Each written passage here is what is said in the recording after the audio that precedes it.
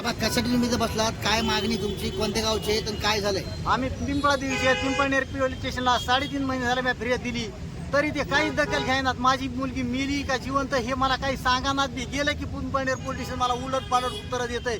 आम्ही पाठवली का, आम्ही लावली का, अशी उत्तरं देतंय मला पिंपळनेर पोलीस स्टेशन.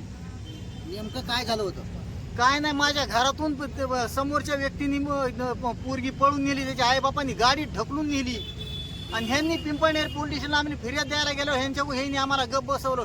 त्यांच्या म्हणण्यानुसार त्यांनी फिर्याद लिहिली की ती गेली म्हणून, पण नाही, माझी मुलगी त्यांनी उचलून नेली. त्यांनी किती महिने झाले? आज 3.5 महिने झालं मी येड्यासारखा फिरतोय, हे गाव ते गाव, इकडं तिकडे येड्यासारखा झालोय मी.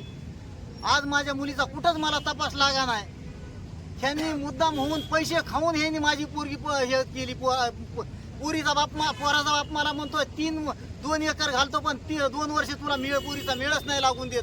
मी पोलीस स्टेशनला सांगायला गेलो होतो, ते म्हणतो पोलीस स्टेशन मला भुगे साहेब म्हणते की नाही, तो गरीब माणूस आहे, तो तसं बोलू शकत नाही. असा माझ्यावर अन्याय व्हायला लागला. मागणी आहे तुमची? माझी मुलगी मला दाखवा, एक तर मेली किंवा जिवंत कुठं आहे ती.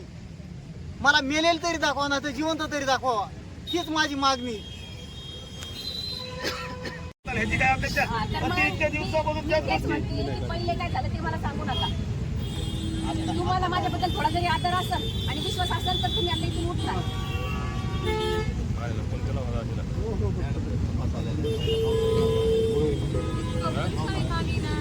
मला तुमच्या भावना कळताय, मला सगळं कळतंय. मॅडम